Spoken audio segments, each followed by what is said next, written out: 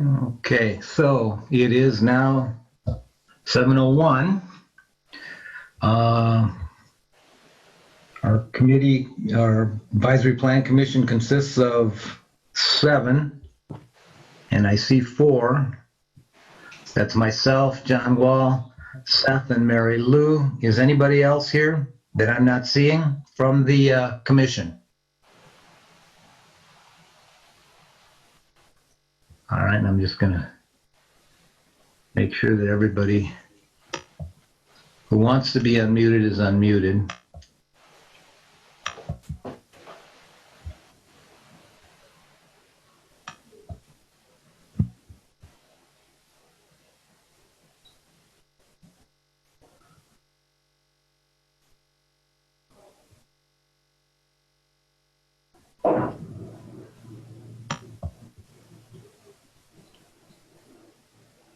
Mary Lou, I don't think we can hear you. Now can you? Yep, now I do. Yep. Oh, great.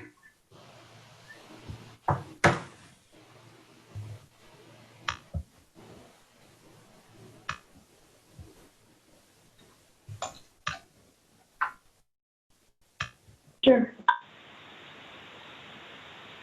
Oh, and there's Anita. Okay.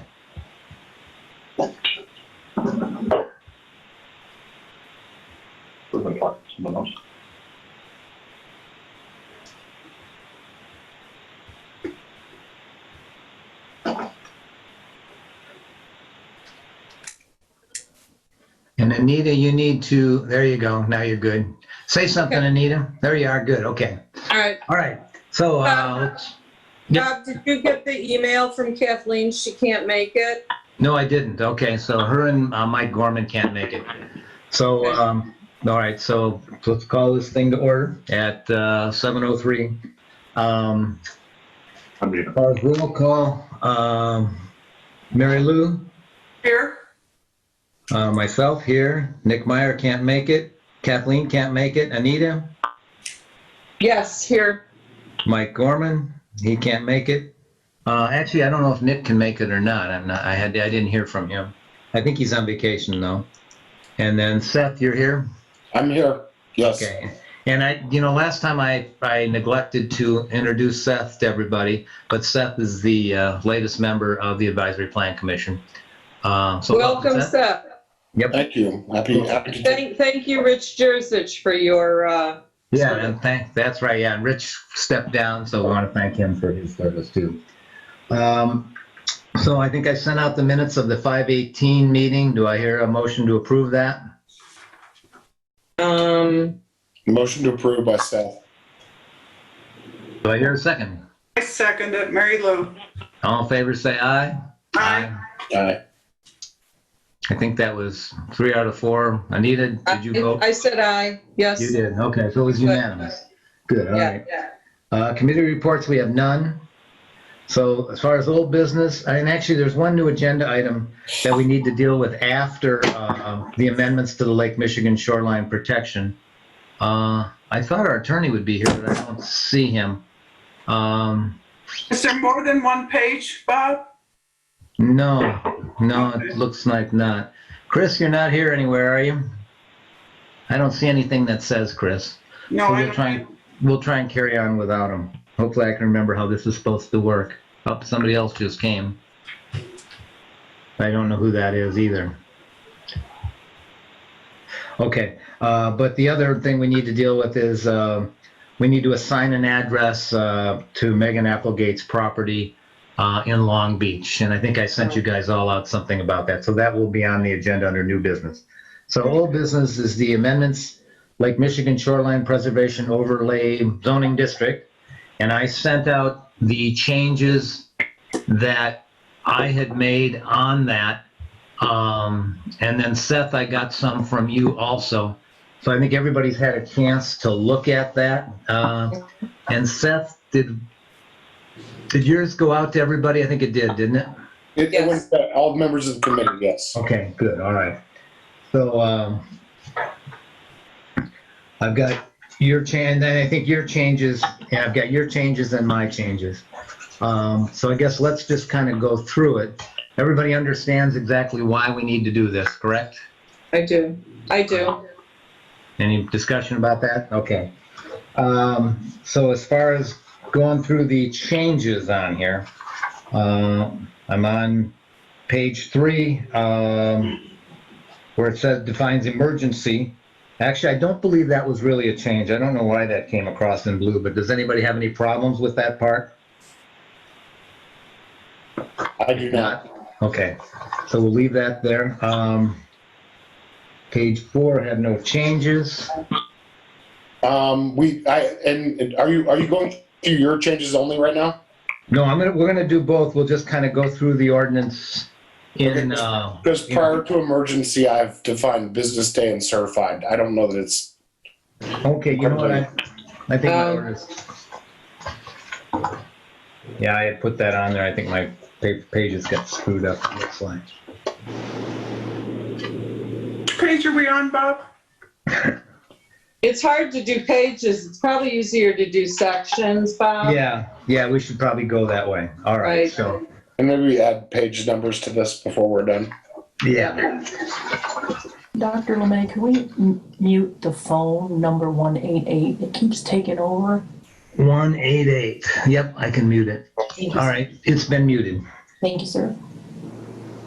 And everybody who's recording or taking minutes, we're trying to record this. It should be being recorded, but I haven't had a whole lot of success with recording. It says it's recording. Yeah, it does. It says it is, right? Yeah, the top left-hand corner, it says Yeah, recording. well, it said that at the town council meeting on Monday too, and it recorded 1 minute and 50 seconds only. I Okay. don't know what's going on with that. So anyway, we had my orders got screwed up here. So the definition of business days, was that okay, Seth? Well, for the record, I defined it, and it's in line with a standard legal definition of what a business day is. Essentially, it's not a Saturday or Sunday or any Right. legal holiday. And Right. it's Yeah, and I pretty think I had that on there too. okay. So I think we're probably good with that. Okay, yeah, I had Monday, Tuesday, Wednesday, Thursday, Friday exclusive of holidays, right? Correct. Okay. So I think we're good with that. So the next change that, damn it, I got out of order. Seth, you go through yours and I'll try and follow you, okay? I apologize. I don't know what happened to my orders. I mean, the next thing would be a definition of certified, because that that appears quite prolifically throughout the document. And I just want to make sure that everybody's on the same page about what certified means. And I realize that in some industries it's kind of a term of art, but essentially the definition sets forth that is a stamp or a seal or some sort of statement that the name within a specific document are true as represented, so there's no lie, and that if it complies with any standard within an industry, that it meets that standard. Okay. That's the spirit of the definition. If somebody wants to wordsmith it, I'm fine with that. But it's important that anybody who's certifying something to the building commission on this rapid fire basis, that what they're saying is true, and they're basically saying within their industry, or what they're saying is true and can be relied upon. Okay. All right. So and then you added that in a place. I added the definition of certified, and then all instances throughout the document, I made it the capital C term, the capital C defined term. Okay. I guess I missed where you made that change, but maybe we can talk later and you can show me where you did that. Okay. I don't think anybody should have an issue with it. No, I mean, it's super non-controversial, but Yep. You never know. Yep. Okay. So I've got mine all out of order, and I apologize. Are we to your changes, Seth, or are we still have more of mine to go? No, I think I changed the defined term natural ordinary high watermark parentheses OHWM throughout the document, because it's defined in the definitions, and then throughout the document it might use that defined term. It might say natural ordinary high water mark, or it might say natural OHWM. I changed it throughout the document to use the exact same defined term, so there's no confusion about what that term means. But Okay. that's, again, I mean, That's not it's just controversial. it's me being trying to make it consistent. Yep. Okay, good. Okay. And then, All right. yeah, everything else is your change until mine. Okay, so and we're through all of my changes now, are we? Or not? Oh, well, no, I think Okay. we haven't. I quite apologize because I got mine all out of order here. And I didn't Yeah. remember. Okay. Well, I can go through the Why don't you go through it? the document that I circulated earlier kept in your changes. Yes. And are they Okay. still colored on your version? Are Yeah, they in they're color? still in blue. They're in blue. Okay, so if you could, if you're going, you have your document in front of you? I do. Okay, can you go through it and we'll just look at each of those changes and then I can find it? Because unfortunately, I'm not going to find it because I. That's fine. Okay. So everybody if you're using a Word document and then you have the document open that I circulated, in the bottom left-hand corner, it'll say page blank of 17. I'm on page 7 of 17. And if you're following along by section, it's 154.203. 203, okay.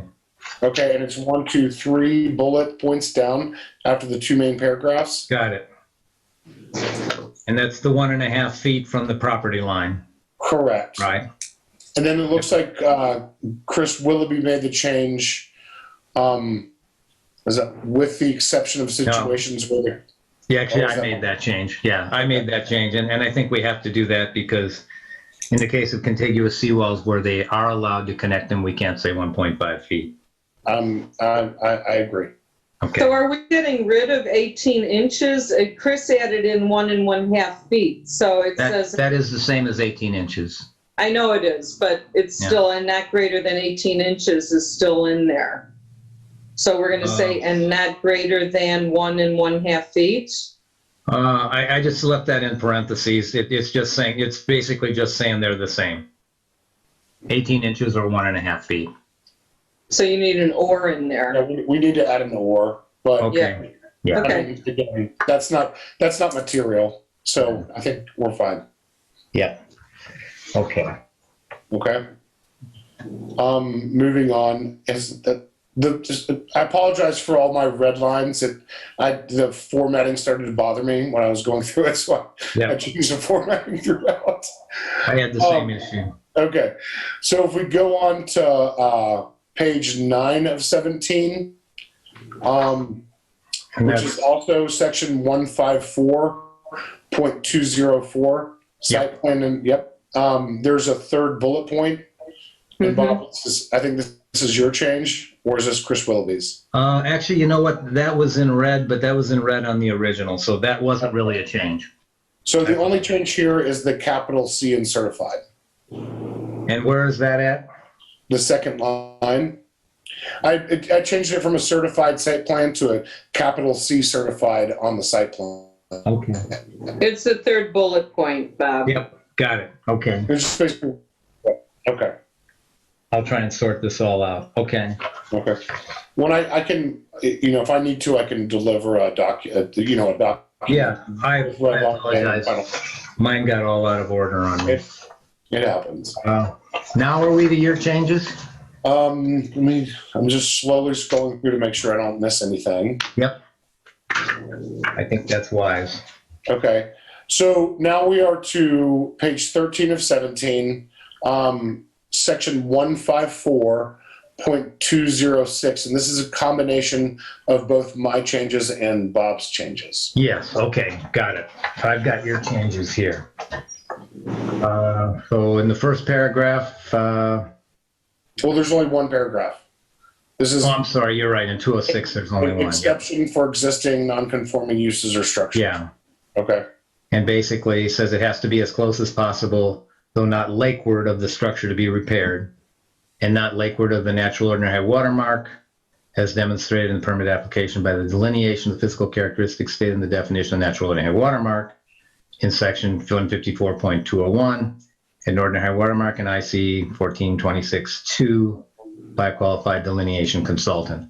Yeah, I have no problem with those changes.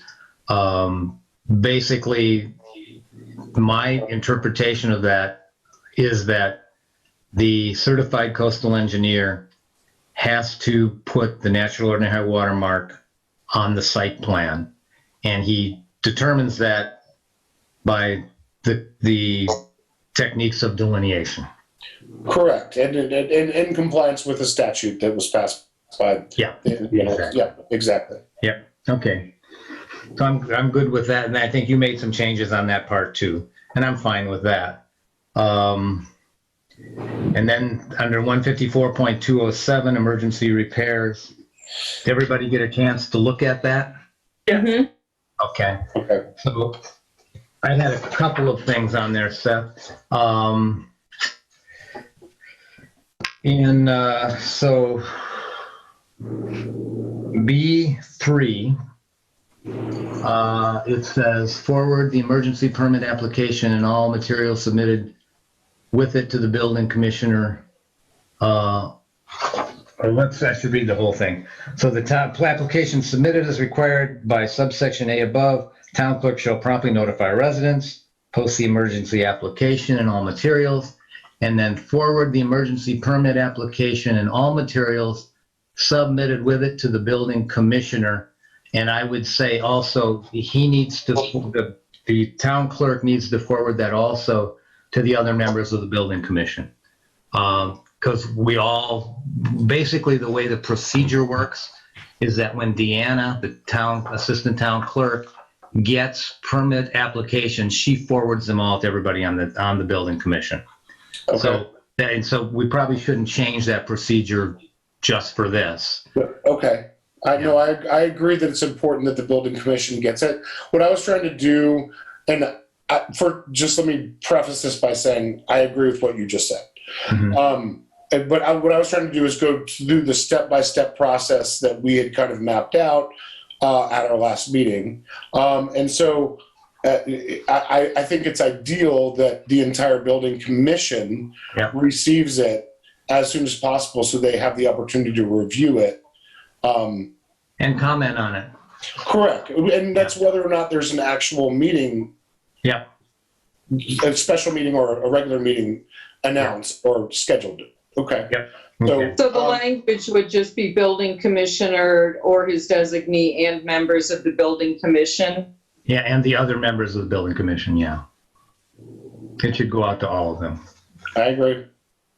And so otherwise, I'm going to take notes. I'm going to actually save this as a new version. Since Chris Willoughby's not here, I'll take notes and yeah, and let's you and I get together and we'll hammer out what we've decided. Okay, so I have this as conversation. I have to save this as a new version, okay? Because again, we probably can't rely on this being recorded because it hasn't been working for whatever reason. Bob, Marilyn Jones is here, so it's being recorded. Well, if she has a camera on her screen recording it, but otherwise it's supposed to be being recorded in the cloud. Okay. And Well, that hasn't Becky's been here working. too. Becky's here too that does the, Right, and so we may have that also. yeah, But ideally, we should probably be able to work with what we've talked about. okay. Okay, and then, so in 2, so whether the permit application is complete, i.e. contains certified information, evidence addressing compliance with each applicable provision of the ordinance and each other applicable town ordinance, including but not including a delineation of the natural ordinary high water mark as defined by the characteristics. And again, the town had a number of properties delineated, I don't know if it was last summer or last spring. And we got it was a 40-page report on the delineation, all these pictures and flags and all this crazy stuff. To my way of thinking, and this would be a matter of interpretation of this ordinance, but to me, we don't need the 40-page delineation study. What we need is a certified coastal engineer signing that site plan with the natural ordinary high water mark marked on it, and then a letter from him talking about his qualifications. Is that everybody's interpretation of this? I'm good with that. It just seemed to me like there was just so much fluff in that 40-page report. Well, I think that's the point, to make sure I think that's the point, is that the coastal engineer isn't qualified to do it, a delineation consultant is. Well, no, coastal engineer has to be a certified delineator. Mhm. That's the story we get from the certified coastal engineers who worked for us, that they are certified delineators. I don't think that's true. I think they could probably show that they are qualified to make a delineation, and if that's true, then maybe they can double as either a delineation consultant, which is separate and distinct from a coastal engineer. Right. If a coastal engineer has a qualification as a delineation consultant, then Right. perhaps they can make that case. Yes. But I think that you need I think that the coastal engineer is a coastal engineer. They're not a delineation consultant. No, not automatically, but again, I think most of the coastal engineers Well, have the delineation, but we'll find out. Yeah, we'll find out. So we're good with that they basically have to be certified delineators. I think we need a delineation consultant to. Right. Yeah, I mean, without a doubt, they have to be a qualified delineation consultant, and I don't want to start merging defined terms, and I don't want to start interfering with defined terms, because it can get really murky really quickly. Yep. And frankly, the ordinance says that like it needs to be a delineation consultant. I think that's what the law says too. Right. So I think we need to track the law specifically as the law is defined, so that we are showing good faith in our best efforts to implement what the Indiana legislature passed. And so I don't want to get into a situation where we're kind of, we're creating more murk than more clarity. So I want to make sure that we're either following the statute or we're making the statute more clear, not less clear. Yep. No, I agree with you. And I think that's fine. And again, maybe I'm speaking out of turn, but I believe the people who've done the delineations on the other ones have all been certified delineators. But I will do some checking on that and see. And we may have fallen down and maybe we did merge some terms there, but they do have to be certified delineators for sure. Correct. And I mean, there's not a doubt in my mind that some of them are and some of them are not. Yeah. What we need to do is they need to be a certified delineator. And if it's the same person, that's fine. Yeah. But that should be a box you have to check. Yep. Okay. Then I think we're in agreement there. And then 2 with the number 2 with the double I, a certified and to scale plat or scale drawing of the property and proposed seawall or revetment repair or construction which depicts the location of the natural land watermark and shows that what I would propose there, if we want to be consistent with it should be that the proposed new seawall, and then I think we need to strike or revetment repair or construction will be located landward of the natural land watermark.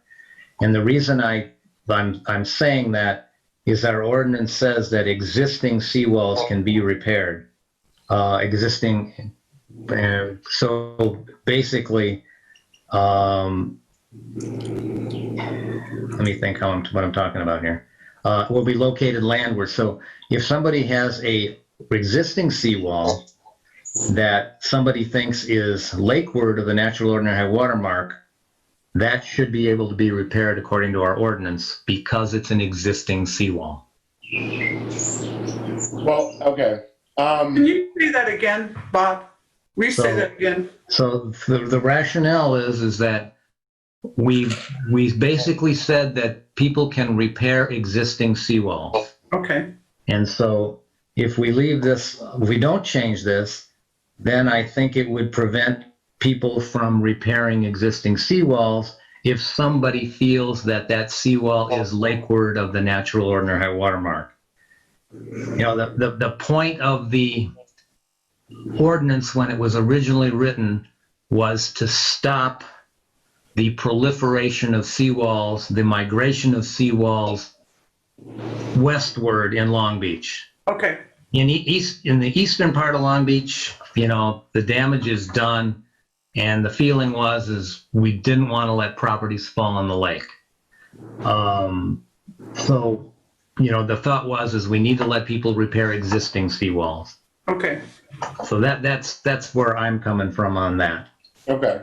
And I have kind of two comments to that. Well, I have two comments to that. Mm-hmm. The most obvious one is that the town has no jurisdiction below the ordinary high water mark. So we can't really be granting people permission to build on the public trust or onto lands that we have no jurisdiction over. And the second is, what the purpose of this language is to harmonize the kind of section 10 and section 14 in the actual code itself. I don't know if you want to dig into the provisions of the section, but one addresses the repair and construction of new seawalls, and the other one references it. So, if you want to go through and hash the language out, I'm happy to do that. I feel a little weird doing it without Chris Willoughby here, because he could either confirm or deny what I'm saying. Mm-hmm. But this, the whole purpose of this was to make it clear that the town only has jurisdiction only over what the town has jurisdiction over, and B, harmonizing it with the spirit and intent of the statute and two provisions that are potentially kind of at odds with each other. But I think the intent of our town ordinance should be to harmonize the spirit and intent of the Indiana statute with our town ordinance to make it Right. part and parcel of the same.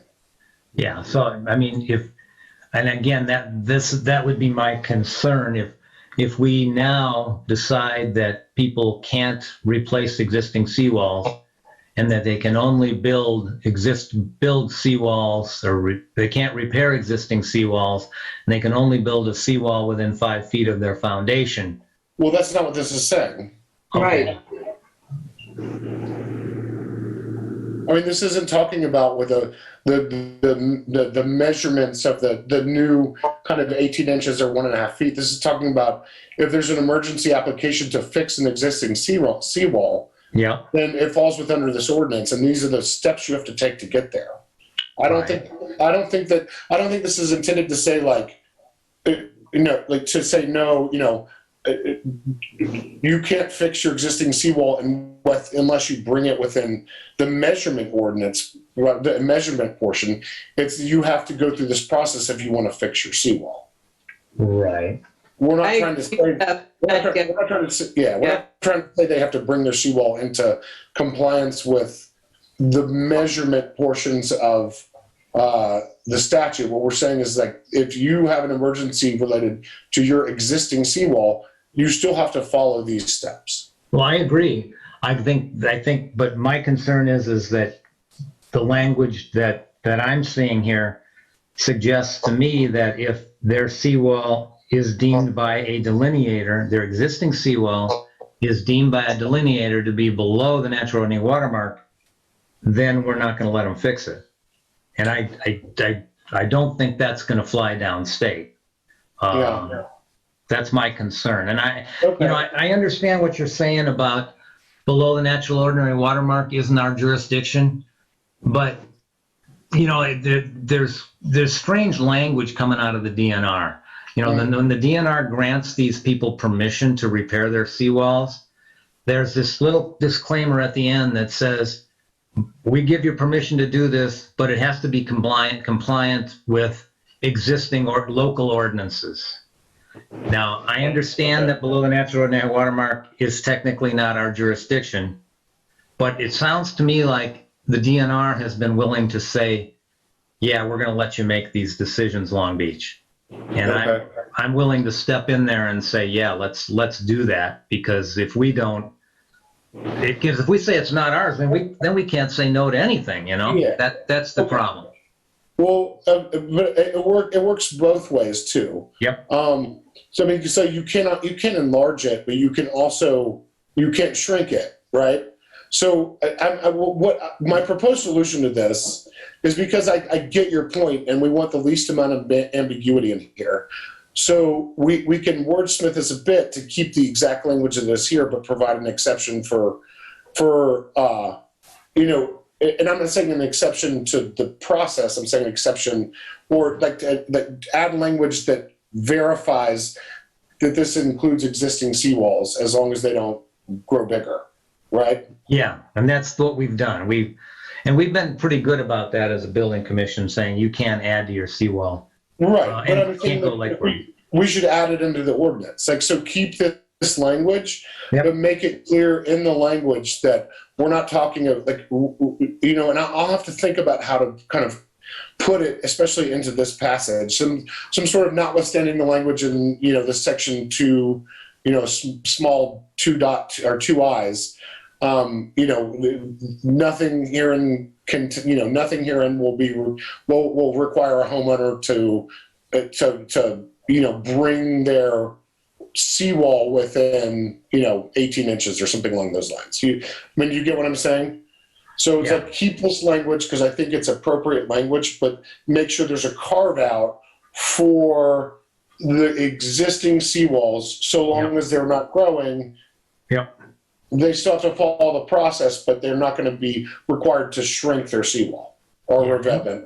Right. And what we've done is, in some of these where they've had to grow their seawall, they needed, further back return walls. We have told them, okay, we're going to let you do this on an emergency temporary basis, but you need to go to the BZA for permission to get permission to do what you've done. Just because otherwise it wouldn't work. Yeah, I mean, a seawall, once it's built, is a permanent structure, whether we want to call it. Well, technically, they'd have to take it out if the BZA, I suspect the BZA is going to give it to them. I can't imagine they're going to let them fall in the lake. But that we've had to follow the ordinance, we've had to do that. And I think what my point is, I think your point is fair.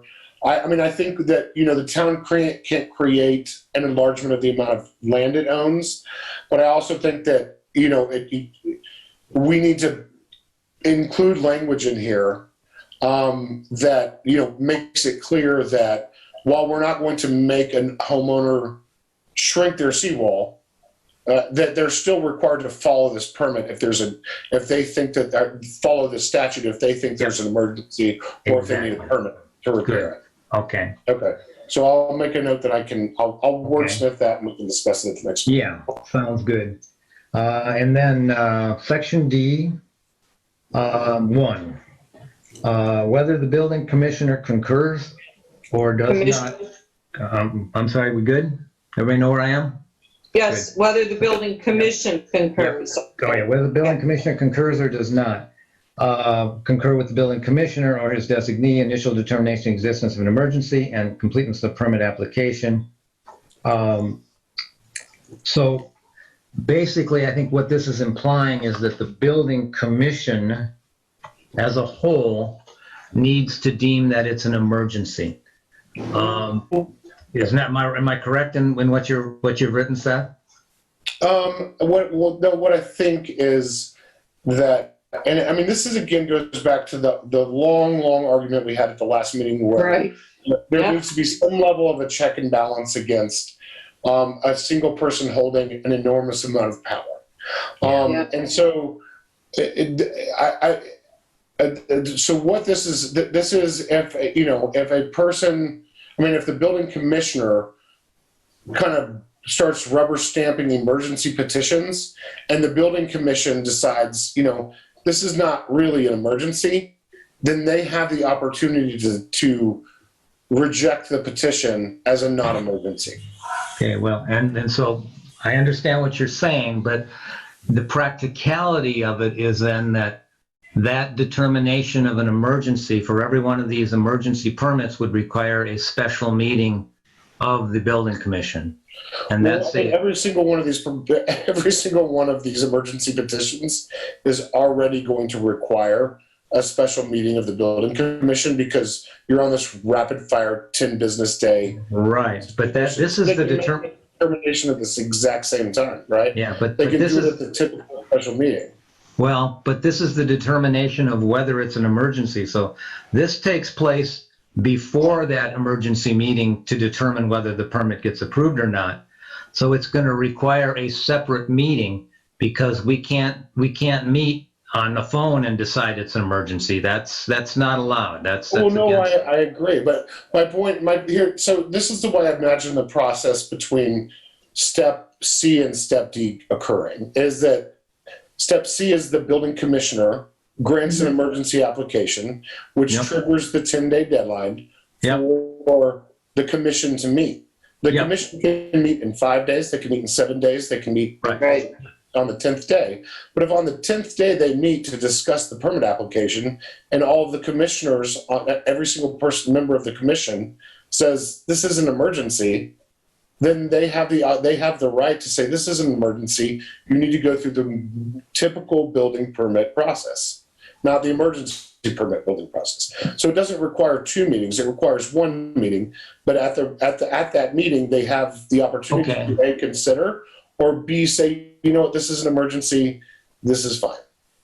And So- I'm not, and I don't want to make, I don't think this is going to be oft used provision. What I think is the building commissioner is going to act rationally, and if it's an emergency, they're going to say it's an emergency, and if Yeah. it's not, they're going to say it's not an emergency. So we'll never get to this subsection, right? But Well, if the situation happens where somebody is just rubber stamping emergency applications, there is a check on that power to Yeah. make sure that the building commission can say, you know what, this does not meet the criteria or the definition for emergency, so we're gonna pump the brakes on this. So maybe what we should figure out a way to say is that the building commissioner is going to first off decide, is it an emergency? He's going to make his call on it, and then that will trigger the 10 days. But we need to say that at that meeting, that emergency meeting to consider that permit application, the building commissioner has the right to say, and the building commission has the right to say, this isn't an emergency, we're not going to consider this at this meeting. Does that sound reasonable? Can you No. run that one more time, just so I can make sure I understand what you said? So what I'm saying is the building commissioner needs to first off make the determination whether in his mind it's an emergency. And if it is, then he needs to try to schedule a meeting within 10 business days. However, at that meeting in 10 business days, the building commissioner reserves the right to say, this wasn't an emergency, we're not going to consider it at this meeting. That is exactly what I feel like the language says. If you disagree with that, then I'm happy to Yeah, let's you and I get together and we can try and wordsmith it to make it real clear. Okay. I mean, because to me, that's precisely what it says. But if you disagree with that, then I want to make it sure the language is crystal clear that it says what I think it says. But Yeah. Okay. Yeah. All right. So Yeah. I'm good with. Sounds like you and I are pretty much in the same place. I want to say that I am as well. I think there does have to be a check and balance.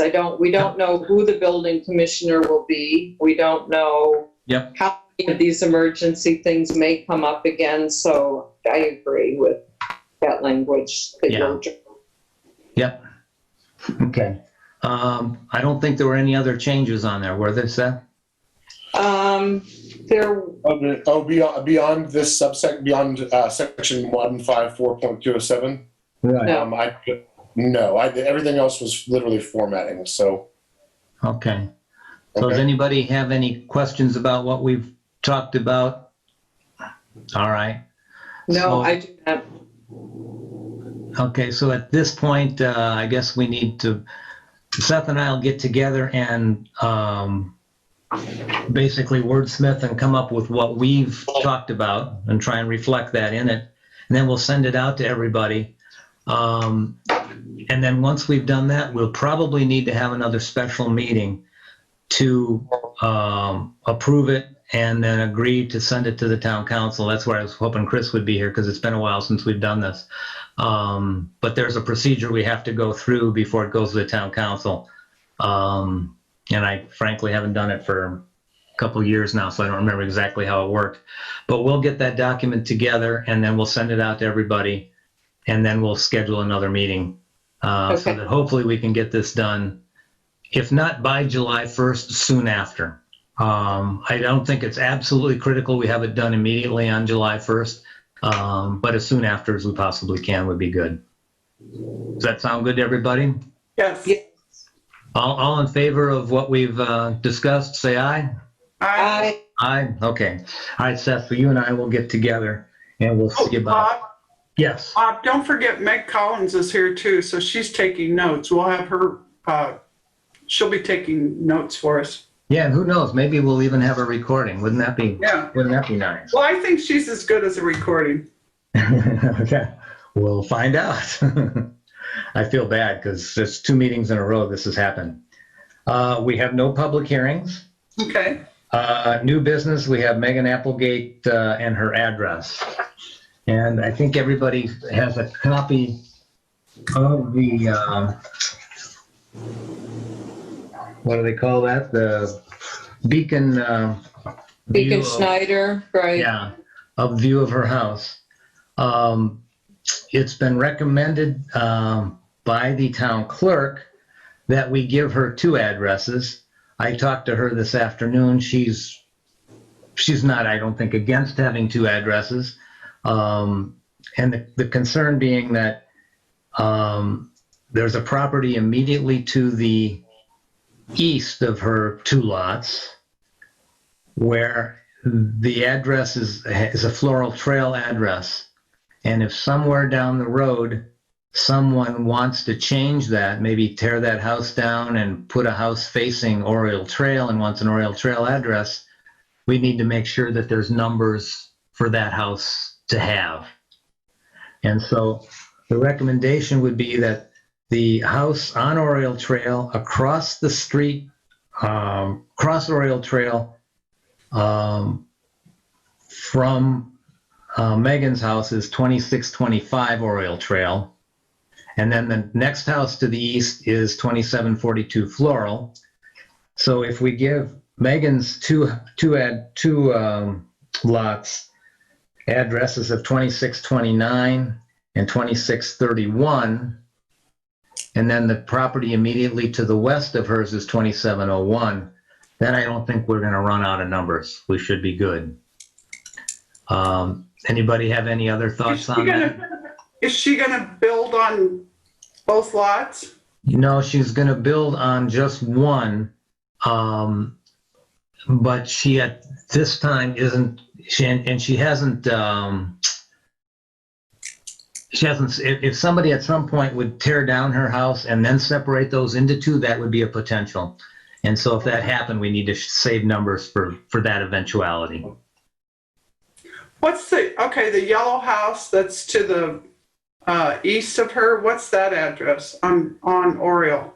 To the east, well, it's actually got a Floral Trail address. That's 2742 Floral.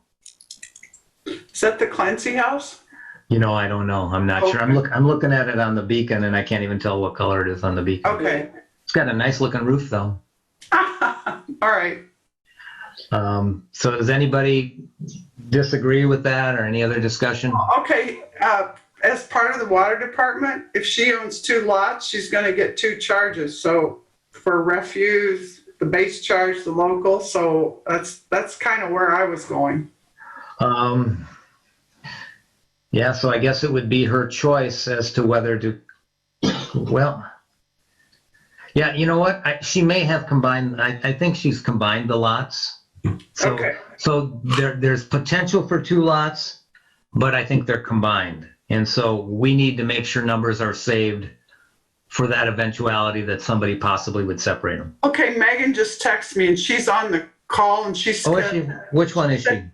I don't just met. She said, "Can you unmute me?" Let me ask her. Hold on. Ask her what the last 3 of her phone number are. Last 3 of your phone number, Megan. Okay, 6726. You see her? I think she's at the bottom on my screen, the bottom right. Oh, you know what? I gotta pull it down. So it's 726 or 6726. 726 it should be, right? Yes. There it is. Megan. Say Hey, something. I didn't Hey, know man. how to get a hold of you, and then I remembered I had Mary Lou's cell phone number. Perfect. Sorry. So, so- are your lots so- combined? Right now, they're two separate lots, but the house is going to be built over both lots, and I don't Yep. foresee there ever being the possibility of somebody building on what's left of the remainder of the lot, unless they tore down the Clancy's house, which is 2742, or if they tore down that yellow house, which would be 2701 Oriole. The guys across the street, which is directly north, is 2700 Oriole. So I think the one that makes the most sense, because it will be a Oriole facing house, would be like 2629. Yeah. But again, there's not going to be not right now at least, and I don't think with the setbacks requirements, there's even going to be the possibility of having a second home built. So I think 2629 would suffice, quite honestly. So the house is on 2 lots. She's gonna It's going to be built over both. Yeah, Well, you know what, Megan, I think they're gonna make you combine those. I think. And the reason being that if they're separate, you can't put your house on the property line. I think. I guess, I mean, there's other lots in Long Beach where people own multiple lots and their house goes over all of them. I own Yeah. both of them. You know what I mean? So when I had originally gone to the county, LaPorte County, it wasn't a problem. And I think when I originally talked with the APC, I didn't think it was a problem either. Obviously, in owning both of them, building over either one of them, just like other lots in Long Beach, a lot of the homes in Long Beach are over multiple lots. So I think that's Yeah. kind of the reasoning from behind it. Well, Bob, I think that makes sense because out here in Hidden Shores, there are people that own like one and a half lot or 2 lots, and they just have one address. right. No, I Because they're agree not with that. Yeah, But we have our setbacks in the ordinances, and so if the lots aren't combined, then you're violating the setback. Now, I'm not arguing that there's lots that are like that, okay, but they shouldn't be like that. They're kind of grandfathered in as non-conforming lots. okay. But Megan, would it be okay if we gave you an address of 2629 for the eastern lot, 2631 for the western lot, and then you just pick whichever one you want to put on your house? Yeah, that's fine. I guess, is that going to be a problem in that there's going to be 2 addresses, like Mary Lou said, getting like 2 water charges? Well, I guess that would be another reason for combining the lots, if that's the case. I mean, the setback requirements are 30 feet in the front, 20 feet in the back, and 10 feet on each side. And that will be abided by, in both of, I guess, I get what you're saying in the fact that it's 2 lots, but before Right. that it was actually 3 lots. You know what I mean? Yeah. So it was 3, now it's 2. And my attorney said it wouldn't be a problem since it's mutual ownership. Now, if it was, me and somebody else, that'd be a different story. I guess I just really don't want to have to go through the process of, going in front of the APC to merge 2 lots where, the net effect is pretty much the same as far as the setbacks are going to be abided by. Yeah, I don't think you'd have to go to the APC to combine the lots, though. That you just do at the assessor's office. I will check on that and see. Okay, For right now, so that you can get moving, why don't we Okay. at least assign, because you need to have this address in order to move forward, 2629 and 2631, and then we'll see where we go from there. Would that get you moving on your project, right? Yeah, I would And then- assume so. I think they just need an address to put on the Yeah. building application or the permit application. And then I'll check with the rest of the building commission and see if indeed you're going to have to combine those lots. But it's an easy thing. You don't have to come to the APC to do Okay. that. so It's she's just easy. Oriole Trail? Yes. Okay, Yeah. So I'll tell my builder 2629 and 2631. Yeah, and he can just pick one, and Okay, I'll that'll be just tell fine. him. I think 2629 will be the survivor, so I'll just tell him that. Yeah. All right, so everybody in favor of that, say aye. Aye. Aye, okay. Good deal. Okay, thank you. Yep, absolutely. You're Thanks, welcome. Megan. Okay, public comment. I'm going to just go ahead and try and unmute people. So if you want to make a public comment, unmute yourself. Hey, Bob. Yes. This is Pat Sharkey. Yeah.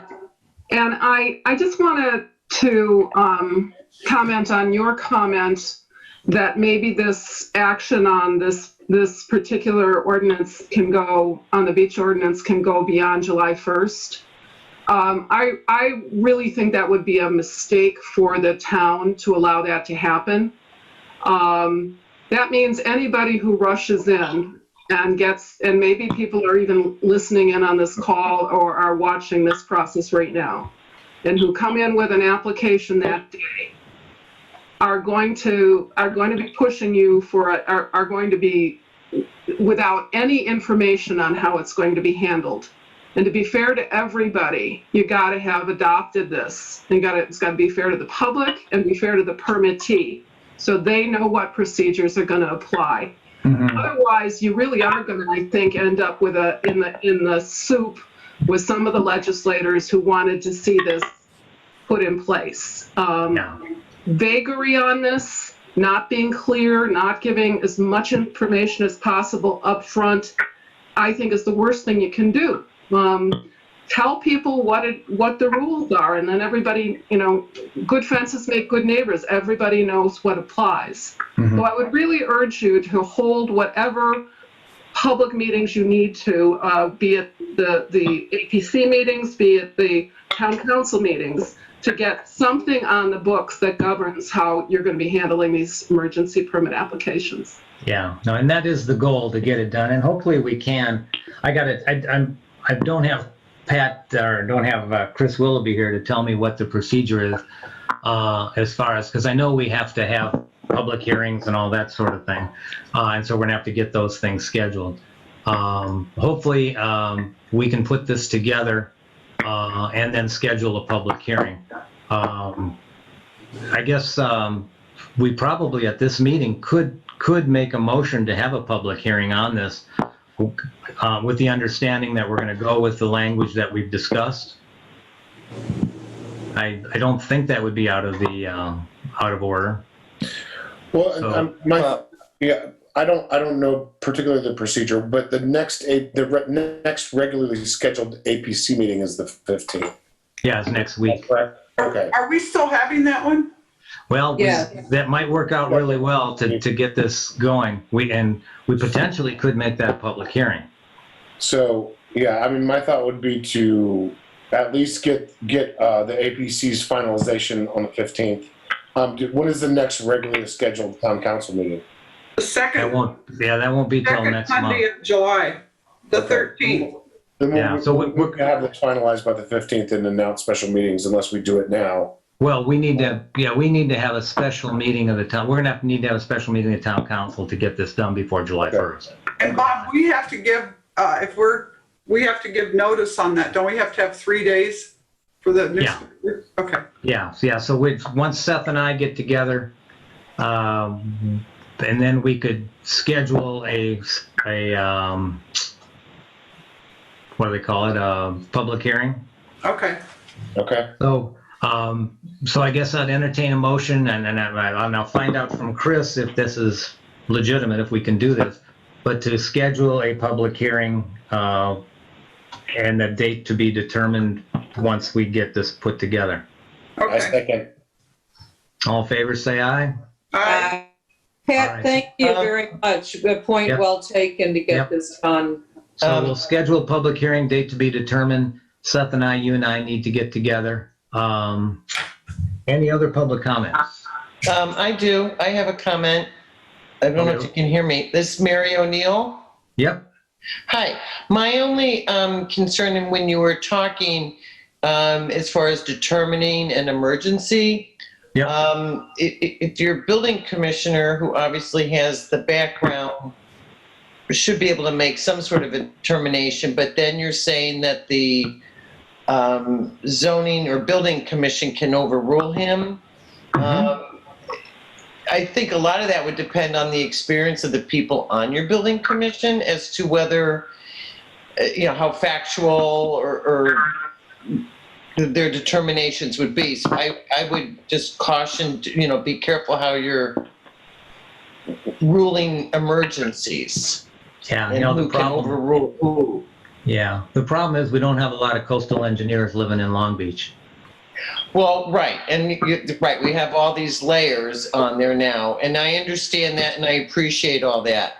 But you can't have someone who's doesn't know anything about construction or whatever make a judgment and overrule perhaps the building commissioner who at least has real knowledge of that. I mean, that would be my only concern. And that would leave you dangling, that you have people that don't really have some expertise.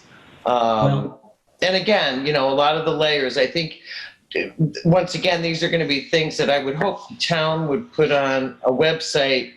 I mean, where to find these people. If you're talking, to me, an emergency, and you're filing something and you're saying, well, it could be 10 days or more till we approve this, you're taking it out of the realm of an emergency. I don't know, just my opinion. Fortunately, I'm not in any of that situation, but just things to think about. Yeah, well, and one other thought there too is that to overrule the building commissioner would take a majority of the 6-person building commission, one of whom gets a vote is the building commissioner, who already determined the emergency. So I don't think it's likely that would happen, but anything could happen. And I think beyond that too, that both the state statute and this ordinance have a definition of what an emergency is. And so whatever decision they make, they have to justify it through the definition of emergency. So they don't have a leg. If they're just going to do it arbitrarily, I don't think they have a leg to stand on. Yeah. And I think the same for the commissioner. Great. Any other public comments? Okay. In closing matters, we will be announcing when the next, hopefully, public hearing will be, and we'll get that out and get it noticed and put on the website, and probably send out invitations by the mass email. I'll entertain a motion to adjourn. Second it, Mary Lou. Did somebody make the motion? Oh, I thought you did. No, I would entertain the motion. Okay, I make a motion that we adjourn. All right. How about a second? I think I heard a second from Seth. All in favor, say aye. Aye. Aye. All right. Night, everybody.